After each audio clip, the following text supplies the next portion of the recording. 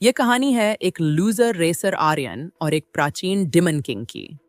एक तरफ आर्यन है जिसके पास कोई पावर नहीं, और दूसरी तरफ है डार्क लॉर्ड जो आर्यन के खून में समा चुका है। इस कहानी में आपको मिलेगा जबरदस्त एक्शन स्कूल लाइफ के ट्विस्ट और एक ऐसा रहस्य जो हजारों सालों से छुपा था। इस कहानी में आप देखेंगे कि कैसे आर्यन का लेवल धीरे धीरे बढ़ता है और वो दुनिया का सबसे बड़ा रेसर बनने की ओर कदम बढ़ाता है। अगर आपको सुपर पावर और मिस्ट्री कहानियां पसंद हैं, तो यह कहानी सिर्फ आपके लिए है। आज से 4000 साल पहले एक डीमन ने सभी देवों को हराकर स्वर्ग पर अपना शासन कर लिया था। देवों ने सुप्रीम गॉड से मदद मांगी, पर उन्हें सुप्रीम गॉड्स ने मदद करने से इनकार कर दिया और उनसे कहा, तुम्हें अपनी मदद खुद करनी होगी, हमें केवल इंसानों की दुनिया से ही मतलब है। सुप्रीम गॉड्स ने देवों को इसलिए मना किया था क्योंकि जिस डीमन ने स्वर्ग पर आक्रमण किया था वो और उसकी फैमिली सुप्रीम गॉड्स की सबसे बड़ी भक्त थी। इस भक्ति के कारण ही उन्होंने अनेकों वरदान मांगे, पर देवों को ऐसा लगा कि ये डीमन सुप्रीम गॉड्स को ऐसे ही प्रसन्न करके अमरता भी हासिल कर लेंगे, और इसी डर के कारण उन्होंने उस डीमन के पूरे परिवार को मौत के घाट उतार दिया। जिसके कारण अपनी अनन्य भक्ति के बदले डीमन किंग ने सुप्रीम गॉड से 2 वरदान मांगे। पहला उसने मांगा कि उसके किसी भी कार्य में सुप्रीम गॉड्स कभी भी कोई दखल अंदाजी न करे, और दूसरा था, आने वाले चैप्टर्स में बताया जाएगा। अपने दिए वरदान के कारण सुप्रीम गॉड्स देवों की मदद चाह के भी नहीं कर सकते थे। देवों को इस बात का पता नहीं था। उन्हें लग रहा था कि उन्होंने जो भी उस डीमन और उसके परिवार के साथ किया उसी की वजह से सुप्रीम गॉड्स उनकी मदद नहीं कर रहे हैं। कुछ देवों ने विद्रोह करते हुए कहा, सुप्रीम गॉड्स को हमसे कोई भी मतलब नहीं है, पर उन्हें इस दुनिया और अपने भक्तों से मतलब है। अब इस दुनिया के लोग ही हमें इस समस्या से समाधान दिलाएंगे। फिर देवों ने इस दुनिया और सुप्रीम गॉड्स दोनों से बदला लेने के लिए एक योजना बनाई। उसके बाद देव धरती पर आए और उस दुनिया के सभी लोगों से कहा, सुप्रीम गॉड्स ने हमें कहा है कि आप में से सभी ताकतवर और शक्तिशाली लोग देवों की मदद करें उस राक्षस को मारने में। उस दुनिया में बहुत से लोगों ने सुप्रीम गॉड से तपस्या करके अनेकों वरदान मांगे थे, जिस कारण वो सुप्रीम गॉड्स का कहना टाल नहीं सके और उन्होंने देवों पर भरोसा कर लिया, उनका साथ देने लगे। देवों और वरदान प्राप्त करने वाले इंसान सुपर ह्यूमन दोनों ने मिलकर डीमन किंग को मार दिया। डीमन किंग के मरने के बाद सभी धरतीवासी वापस अपने गृह पर चले गए। डीमन किंग के मरने के बाद धरती पर रहने वाले सभी राक्षस आजाद हो गए और उन्होंने इंसानों की दुनिया पर हमला कर दिया। ये देखकर उन लोगों ने देवों से मदद मांगी, क्योंकि वो सभी इतने सारे डीमंस को एक साथ नहीं हरा सकते थे। देव उनकी पुकार सुनकर आए और उन्होंने अकड़ से कहा, तुम सभी हमें क्यों बुला रहे हो? उन सुप्रीम गॉड्स को क्यों नहीं बुलाते जो सिर्फ और सिर्फ तुम इंसानों को ही वरदान देते हैं? लोगों ने कहा, सुप्रीम गॉड्स ने आप सभी देवताओं को हमारी दुनिया की रक्षा करने के लिए ही अमृत दिया था। देवों ने कहा, तुम सभी लोग हम देवों से ऐसी बातें नहीं कर सकते। तुम इंसान अपनी औकात भूल गए हो। अब हमें से कोई भी देव तुम्हारी मदद नहीं करेगा। इतना बोलकर देव वहां से चले जाते हैं। सुप्रीम गॉड्स अपने ध्यान में चले गए थे। उनका ध्यान टूटने में 10,000 सालों से भी ज्यादा का वक्त लग सकता था। इस दुनिया के कुछ ताकतवर लोगों ने अपनी जान का त्याग कर 9 जगहों पर एक सेफ्टी बैरियर बनाए जिसे कोई भी डीमन पार नहीं कर सकता था। अब उस दुनिया के हालात कुछ ऐसे थे, सभी इंसान 9 अलग अलग सेफ्टी बैरियर में बंद है, जिनके पास खाने पीने रहने सभी के लिए लिमिटेड संसाधन थे। कुछ लोग जो दूसरों से ज़्यादा ताकतवर थे, उन्होंने उस सेफ्टी बैरियर के अंदर के लोगों को हौसला दिया और फिर उन्होंने ऐसे व्यक्तियों की स्वयंसेवी संस्था बनाई जो अपने आर्थिक हितों के लिए कार्य करती थी। उनके ही जैसे सभी 9 बैरियर्स में भी ऐसे लोगों के स्वयंसेवी संस्था बनाई जो आगे चलकर गिल्ड कहलाए, और उन गिल्ड में जो लोग काम करते हैं वो गिल्ड मेंबर कहलाए। जो लोग भी सेफ्टी बैरियर को पार करके बाहर जाते हैं उन्हें रेसर कहा जाता है। वो बाहर जाकर डेमोन्स को मारते हैं और अपनी ज़रूरत के सभी सामानों को वापस ले आते हैं। कहीं से आवाज आई, सुबह हो गई भाई, अब उठ भी जाओ। और आर्यन उठ जाता है। पूजा आर्यन की बहन है जो अभी 12वीं में है। आर्यन भी एक रेसर है जो अपनी जान को खतरे में डालकर उस सेफ्टी बैरियर से बाहर जाता है और अपनी जान बचाने के लिए भागता रहता है। आर्यन के पास कोई भी खास पावर नहीं है और ना ही इतना पैसा कि वो कुछ खास हथियार खरीद सके, पर उसके पास उसकी इंटेलिजेंस और कभी ना हार मानने वाली हिम्मत है जो उसे बार बार वापस सेफ्टी बैरियर में जिंदा ले आती है, वो भी कभी हाथ तोड़वा के तो कभी जानलेवा जख्मों के साथ। बैरियर में वो कुछ हीलर्स को जानता है जो उस पर तरस खाकर अपनी हीलिंग पावर से उसे ठीक कर देते हैं। पूजा ने आर्यन को चाय देते हुए कहा, भाई प्रिंसिपल ने कल तक स्कूल की फीस जमा करने के लिए कहा है। आर्यन ने पूजा से कहा, तुम चिंता मत करो, मैं तुम्हारी फीस कल जमा करवा दूंगा। और इतना कह के वो चाय पीकर परेशानी के साथ घर के बाहर आ जाता है। लेकिन तभी किसी का फोन उसके पास आया। उसने जैसे ही फोन उठाया उसे सुनाई दिया, ओए घर के पैसे कब देगा? तुझे पता है ना ये घर तेरे बाप का नहीं है। आर्यन ने कहा, मैं कल आपको पैसे दे दूंगा। और कॉल कट जाती है। आर्यन को एक और कॉल आती है और उसे देखकर आर्यन खुश हो जाता है। कॉल पर किसी ने कहा, आर्यन एक गिल्ड को टीम मेट की जरूरत है। आर्यन तुरंत कहता है, हाँ बोल दो उन्हें, मैं आ रहा हूँ। कॉल वाला लड़का बोलता है, भाई पूरी बात तो सुन ले, उस गिल्ड में तुझे कोई भी नहीं बचाएगा। तुम जिन लोगों को जानते हो उनमें से कोई भी इस गिल्ड में नहीं है। ये एक बिल्कुल नई गिल्ड है जिसमें कोई भी किसी को नहीं जानता। तुम अब भी इसमें जाना चाहते हो? आर्यन कहता है, अगर उस गिल्ड में सभी मेरी खून के प्यासे भी होते तब भी मैं उसमें जाता, क्योंकि अभी सबसे ज्यादा पैसा मुझे सेफ्टी बैरियर के उस पार ही मिलेगा।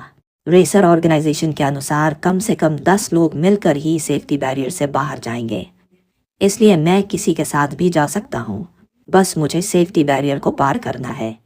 कॉल वाला लड़का कहता है, ठीक है फिर जल्दी से कॉकरोच गिल्ड के ऑफिस में आ जाओ, वहीं पे वो सभी बाहर जाने के लिए तैयारी कर रहे हैं, तुम सभी एक साथ बैरियर से बाहर जाओगे। आर्यन कहता है, ठीक है मैं अभी पहुंचता हूँ उस कॉकरोच गिल्ड। कुछ देर के बाद आर्यन कॉकरोच गिल्ड के ऑफिस पहुंच जाता है। वो वहाँ किसी को दोस्ती करने के लिए ढूंढ रहा था ताकि रेड के दौरान वो किसी पर भरोसा कर सके। तभी उसे एक सूट बूट पहना आदमी दिखाई देता है और आर्यन उसके पास चला जाता है। आर्यन उससे थोड़ा मजाकिया अंदाज में कहता है, लगता है इस गिल्ड के मालिक को और कोई नाम नहीं मिला। कॉकरोच नाम कौन रखता है यार? उस आदमी ने आर्यन की तरफ गुस्से में देखा और उससे कहा, शायद तुम्हें पता नहीं है कि इस गिल्ड का बॉस कौन है, इसलिए तुम इतनी बातें कर रहे हो। आर्यन ने कहा है, उससे क्या फर्क पड़ता है, बैरियर के पार तो हम रेसर्स को ही जाना है। उस आदमी ने कहा, बात तो सही है, पर तुम्हें शायद एक बॉस की ताकत का अंदाजा नहीं है। आर्यन ने कहा, यार तुम ऐसी बातें क्यों कर रहे हो, मैं तो तुमसे दोस्ती करने आया था। और तभी अनाउंसमेंट होती है, सभी रेसर्स बस के पास आ जाए प्लीज। आर्यन उस आदमी से कहता है, चलो चलते हैं ब्रो, पर वो आदमी नहीं आता। आर्यन अकेले ही बस में चला जाता है। कुछ देर बाद बस में एक लड़की आती है और कहती है, आप सभी रेसर्स हमारे बॉस का स्वागत कीजिए। वो आदमी कौन था और उसे मालिक की बुराई का इतना बुरा क्यों लगा?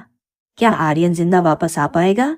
आगे कौन कौन से खतरे आर्यन की जिंदगी में आने वाले हैं, जानने के लिए बने रहे लेवल अप के साथ। और स्टोरी अच्छी लगी तो चैनल सब्सक्राइब करें ऐसी ही स्टोरी के लिए। बस में एक खूबसूरत सी लड़की आई।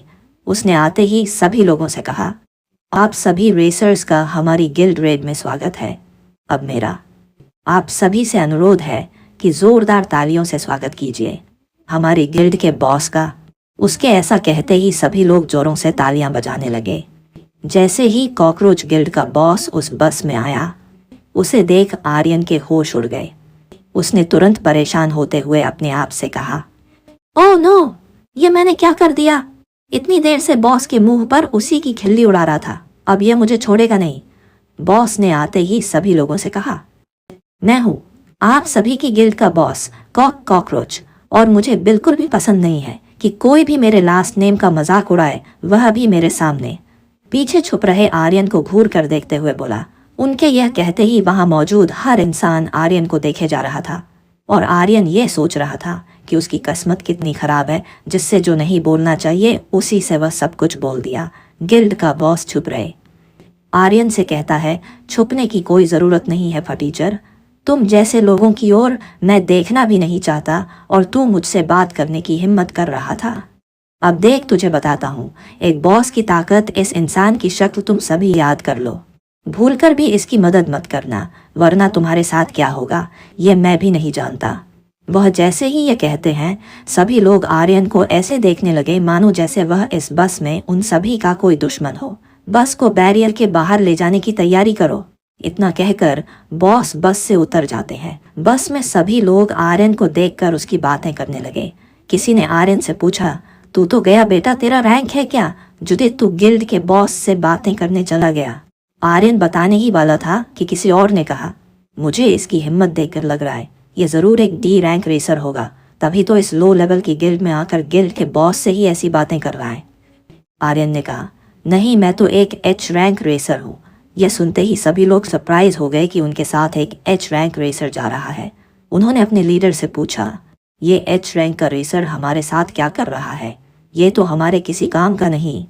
लीडर ने कहा, यह काम का है, बस रेसर ऑर्गेनाइजेशन के नियमों की पूर्ति करने के लिए। यह हमारा साथी तब तक ही है जब तक हम बैरियर को पार नहीं कर लेते। इसके बाद उसे खुद ही खुद की जान बचानी होगी। बॉस के हुक्म के मुताबिक हम इसे मरने के लिए छोड़ देंगे। यह सब सुनकर आर्यन को कोई फर्क नहीं पड़ रहा था। वह वैसे भी इस रेड में किसी के सहारे नहीं आया था। उसे फर्क नहीं पड़ता कि कोई उसकी मदद करता भी है या नहीं। रेसर से भरी बस जैसे ही सेफ्टी बैरियर को पार करती हैं, कुछ दूर चलने के बाद लीडर बस को रुकवा कर आर्यन को नीचे उतरने के लिए कहता है। बस जैसे ही रुकी, आर्यन चुपचाप बस से नीचे उतरकर सामने मौजूद डेथ फॉरेस्ट की ओर बढ़ने लगा। बस में मौजूद कुछ लोगों ने बातों बातों में कहा, इस लड़के में हिम्मत तो बहुत है, अकेले ही मौत के जंगल की ओर अपने कदम बढ़ाए जा रहा है। तभी किसी ने कहा, हाँ, कैसी हिम्मत, उसका लेवल इतना कम है कि मौत के जंगल में रहने वाले क्रीचर भी उसे मारने में अपना वक्त खराब नहीं करेंगे। उसका रेसर बनना ही रेसर के नाम पर कलंक है। हमें रेसर कहा जाता है क्योंकि हम दूसरों के मुकाबले कुछ खास होते हैं। वक्त आने पर हम अपनी जान बचाने के लिए चीते से भी तेज भाग सकते हैं, लेकिन वह तो इस काबिल भी नहीं। यह सारी बात आर्यन को पता थी, इसलिए वह बिना डरे उस मौत के जंगल की ओर बढ़े जा रहा था। उसकी रैंक इतनी कम थी कि उन डीमंस को आर्यन के होने या न होने से कोई फर्क नहीं पड़ता। आर्यन आराम से अपने काम के लायक चीजों को उस जंगल में इकट्ठा किए जा रहा था। वह वहां मौजूद चमकीले पत्थरों को एक एक कर अपने बैग में डाल रहा था। चलते चलते उसे एक बड़ा सा पेड़ दिखाई दिया। उस पेड़ पर कुछ सफेद और काले सेब लटक रहे थे। आर्यन ने उन सेबों को देखते हुए अपने मन में सोचा, शायद ये सेब मुझे ज्यादा पैसे दिला सकते हैं। वैसे भी माना के छोटे छोटे टुकड़ों से मुझे कोई खास कीमत नहीं मिलने वाली। इतना सोच वह उस पेड़ पर लगे सेब को तोड़ने के लिए उस पेड़ पर चढ़ने लगा। आर्यन को सेब तोड़ने की इतनी जल्दी थी कि उसने पेड़ पर सोने वाले एक एफ रैंक मॉन्स्टर को नजरअंदाज कर दिया। वह मॉन्स्टर एक रेंगने वाले कीड़े कैटरपिलर के समान था। बस उसकी लंबाई 15 फीट और चौड़ाई 3 फीट थी। उसके साथ चाकू के जैसे धारदार दांत। आर्यन ने जैसे ही उन सेबों को तोड़ा, उस क्रीचर की आंखें खुली और उसने देखा कोई उसके सेबों को चुरा रहा है। वह मॉन्स्टर गुर्राते हुए आर्यन पर हमला करने के लिए उसकी ओर बढ़ा। आर्यन को जैसे ही गुर्राने की आवाज सुनाई दी, उसने वैसे ही पीछे पलटकर देखा। जैसे ही उसकी नज़र अपनी ओर बढ़ रहे उस खूंखार मॉन्स्टर पर पड़ी, वह हड़बड़ाते हुए उस पेड़ से नीचे गिर गया। नीचे गिरने की वजह से उसके बैग में मौजूद ज्यादातर सेब जमीन पर गिर गए। वह उन्हें समेट ही रहा था कि उसे वह मॉन्स्टर पेड़ से नीचे आते हुए दिखाई दिया। उसे देखते ही वह जल्दी जल्दी में 2 सेब उठाता है और वहां से अपनी जान बचाने के लिए भागने लगता है। वह मॉन्स्टर अपने सामने आने वाले पेड़ों को ऐसे तोड़ रहा था जैसे वह पेड़ नहीं माचिस की तीलियां हो। आर्यन को भागते भागते अपने सामने एक गुफा दिखाई दी। वह बिना ज्यादा सोचे पूरी रफ्तार में उस गुफा की ओर बढ़ने लगा। उस गुफा के ऊपर संस्कृत में कुछ लिखा हुआ था, लेकिन जल्दबाजी में वह कुछ भी नहीं पढ़ता और उस गुफा में घुस जाता है। वह राक्षस आर्यन का पीछा करते करते उस गुफा के सामने जैसे ही पहुंचा, अचानक से वह डर के मारे उस गुफा के सामने ही रुक गया, मानो उसे किसी चीज से डर लग रहा हो। आर्यन उस गुफा में छुपकर गहरी सांसें लेते हुए भगवान से यही दुआ मांग रहा था कि आज वह किसी तरह जिंदा अपने घर पहुंच जाए। उस मॉन्स्टर को उस गुफा में जाने से इतना डर लग रहा था कि डर से उसके शरीर से पिंक रंग का पसीना निकलने लगा। वह पसीना बहते हुए वहां मौजूद एक पत्ते में इकट्ठा हो रहा था। वह मॉन्स्टर उस गुफा से दूर जाकर आर्यन के बाहर निकलने का इंतजार करने लगा। आर्यन के हाथों में लगी चोट से बहुत खून बह रहा था। उसने अपने बैग में हाथ डाला और एक बैंडेज का टुकड़ा निकालकर अपने हाथों पर बांधने लगा। कुछ देर बाद उसने गुफा के बाहर हल्के से अपना सिर निकालकर उस कैटरपिलर मॉन्स्टर को देखा, लेकिन उसे कुछ नहीं दिखाई दिया। वह जैसे ही गुफा से बाहर निकला, उस मॉन्स्टर ने उस पर हमला कर दिया। उसने आर्यन के दूसरे कंधे पर अपने नुकीले दांतों से हमला किया, जिससे उसके कंधे पर एक गहरा और जानलेवा घाव हो गया। आर्यन किसी तरह से अपने आप को उससे बचाता है और उसका ध्यान अपने से हटाने के लिए अपने पास मौजूद 2 सेबों में से काले रंग का सेब दूसरी ओर फेंक देता है। उस सेब को देख वह कैटरपिलर मॉन्स्टर ने आर्यन का पीछा करना पल भर के लिए छोड़ा और उस सेब को सबसे पहले अपने मुंह में जकड़ा मौका पाकर आर्यन वापस उसी गुफा में चला गया। उसने आसपास एक खास स्प्रे का प्रयोग कर अपनी गंध को छुपा लिया। जब उस मॉन्स्टर ने आसपास देखा कि वह लड़का वहां से भाग गया है, तो वह तुरंत अपनी नाक का इस्तेमाल कर आर्यन की गंध को ढूंढने लगा, लेकिन आर्यन के खास स्प्रे की वजह से उसे उसका कोई सुराग नहीं मिला और वह हार मानकर वापस अपने पेड़ पर जाने लगा। अंदर गुफा में मौजूद आर्यन का हाल बड़ा ही बेकार था। उस कैटरपिलर मॉन्स्टर ने उसे जो दांत से घाव दिया था उसमें जहर था, जिसका असर अब आर्यन पर साफ साफ दिखाई दे रहा था। आर्यन के पास कोई भी एंटीवेनम दवा नहीं थी। उसकी आंखों के सामने धीरे धीरे कर अंधेरा छाने लगा, जिससे उसे गुफा के बाहर जाने का रास्ता भी नहीं मिल रहा था। वह अनजाने में ही उस गुफा के ओर अंदर बढ़े जा रहा था। आर्यन भगवान से यही दुआ मांग रहा था कि आज उसकी मौत यहाँ पर न हो, वरना उसकी मौत की खबर भी उसके परिवार को कभी पता नहीं चल पाएगी।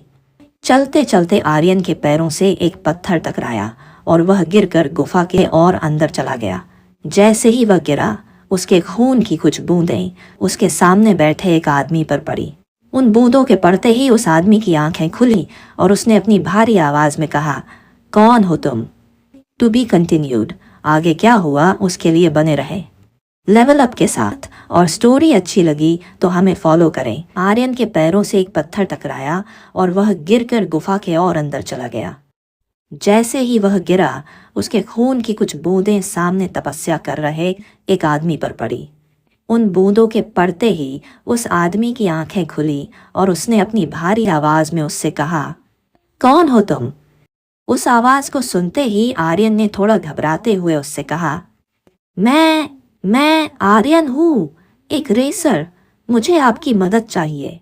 एक कैटरपिलर जैसे दिखने वाले मॉन्स्टर ने मुझे अपना जहरीला दांत गड़ा दिया है। उसके बढ़ते जहर के कारण मुझे कुछ भी अच्छे से नहीं दिख रहा है। अगर जहर ऐसे ही चढ़ता रहा तो मैं बहुत जल्द मर जाऊंगा। उस आदमी ने अपनी भारी आवाज में उससे कहा, तुम जैसे तुच्छ इंसान को मैं क्यों बचाऊं? इस धरती पर तुम्हारे जिंदा रहने का कोई मतलब ही नहीं। इससे अच्छा तो तुम चैन से अपनी मौत को स्वीकार कर लो। आर्यन ने अपने परिवार को याद करते हुए अफसोस में उससे कहा, भले ही मेरा जिंदा रहना बेमतलब हो, लेकिन मुझ पर कुछ ऐसी जिम्मेदारियां हैं जिन्हें छोड़कर मैं चैन से मर भी नहीं सकता। मैं नहीं चाहता कि मेरे मरने की खबर मेरी बहन को उसके जन्मदिन के दिन पता चले। वह बहुत भोली है। उसे इस बेरहम दुनिया के बारे में कुछ भी नहीं पता। मेरे बिना वह इस दुनिया में जी नहीं पाएगी। उसने रोते हुए गिड़गिड़ाकर उससे कहा, मैं तुमसे रहम की भीख मांगता हूँ, प्लीज मुझे बचा लो। तुम जो कहोगे मैं वह तुम्हारे लिए करूँगा। आर्यन की ऐसी बातें सुन उस आदमी का मन बदल जाता है। वह आर्यन से तुरंत कहता है, मैं तुम्हारी जान बचा सकता हूँ, लेकिन तुम्हें मेरी सारी बातें माननी होंगी। मैं जो तुमसे चाहूँ वह तुमसे मांग सकता हूँ, तुम्हारी जान भी। आर्यन ने जैसे ही सुना कि वह आदमी उसकी मदद करने के लिए तैयार हो गया, वह बिना ज्यादा सोचे उसकी सभी शर्तें मान जाता है। वह आदमी अपनी जगह से खड़ा हुआ। उसने पास में मौजूद एक कांटे को अपनी एक उंगली में चुभोया, जिससे उसकी एक बूंद खून बाहर निकला। वह आर्यन की ओर बढ़ा और उससे कहने लगा, इस चीज को चख लो, इसे चखते ही तुम एकदम स्वस्थ हो जाओगे। आर्यन ने बिना ज्यादा सोच उस चीज को चखा। वह नहीं जानता था कि वह चीज क्या है, लेकिन उसके चखते ही उसके शरीर में अजीब से बदलाव होने लगे। उसके घाव अपने आप हील हो रहे थे, जहर का असर बिना किसी एंटीवेनम के उतर रहा था। अचानक से उसे अपने अंदर असाधारण शक्तियों की मौजूदगी महसूस होने लगी। जैसे ही आंखों की रोशनी वापस आई, उसने अपने सामने मौजूद आदमी की शक्ल देखी। उसकी शक्ल देखते ही वह शॉक हो गया। उसने देखा एक 8 फीट का डीमन उसके सामने खड़ा है। उसे देखते ही आर्यन अपने पैरों पर खड़ा हुआ और पागलों की तरह गुफा में इधर उधर भागने लगा। उस डीमन ने आर्यन को घूरते हुए देखा और उससे कहा, जब तुमने मुझसे मदद मांगी तब तो तुम मुझसे डरे नहीं, और अब मुझे देखकर इतना डर रहे हो। आर्यन ने उससे डरते हुए बोला, तुम एक डीमन हो, अगर मैं तुमसे नहीं डरूंगा तो किससे डरूंगा। उसकी बातें सुन उसने आर्यन से कहा, हमें डीमन बोलकर हमारी बेइज्जती मत करो तुच्छ जीव। हम कोई आम राक्षस नहीं हैं, हम हैं अंधकार लोकस्य राजा, यह कदापि न पराजिता। ओह, फिर तो मैं भी एच रैंक का रेसर आर्यन हूँ, आर्यन ने कहा। आर्यन को ऐसा अपना मजाक उड़ाते देख उस डीमन को कुछ अच्छा नहीं लगा। उसने उसकी बोलती बंद करते हुए उससे बोला, कुछ देर पहले हमारे सामने तुम रहम की भीख मांग रहे थे, और अब जब हमने तुम्हें जीवन दान दे दिया तो तुम हमारा ही उपहास उड़ा रहे हो। अगर हमने बेगुनाह इंसानों को न मारने का वादा किसी से नहीं किया होता तो अभी के अभी तुम्हारा सिर जमीन पर गिरा होता इंसान।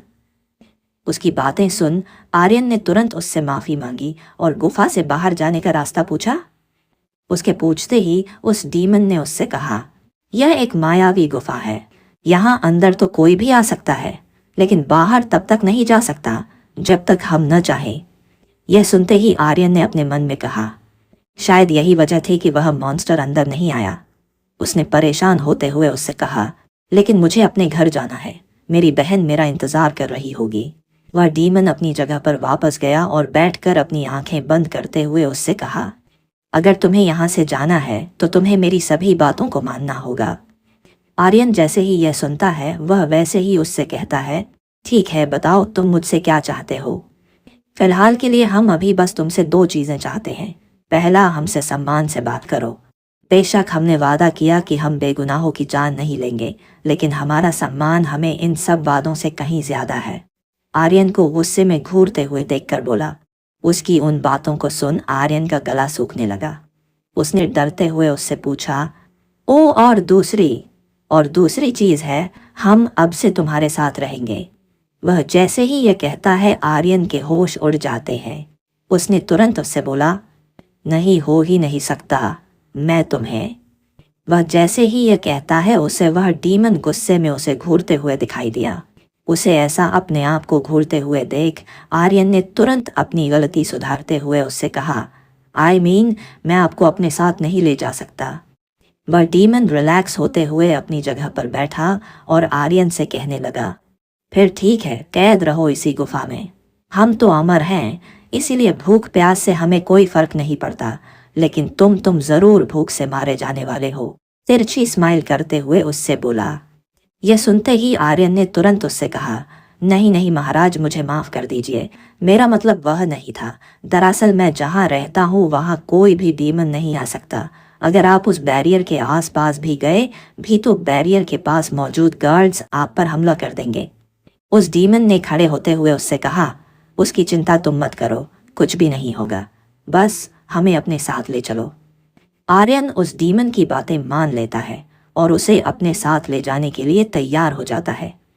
जैसे ही वह लोग गुफा के बाहर निकले, आर्यन ने सबसे पहले उस गुफा पर लिखे संस्कृत के श्लोक को देखा, जिस पर लिखा था, अंधकार लोकस्य राजा, यह कदापि न पराजितः।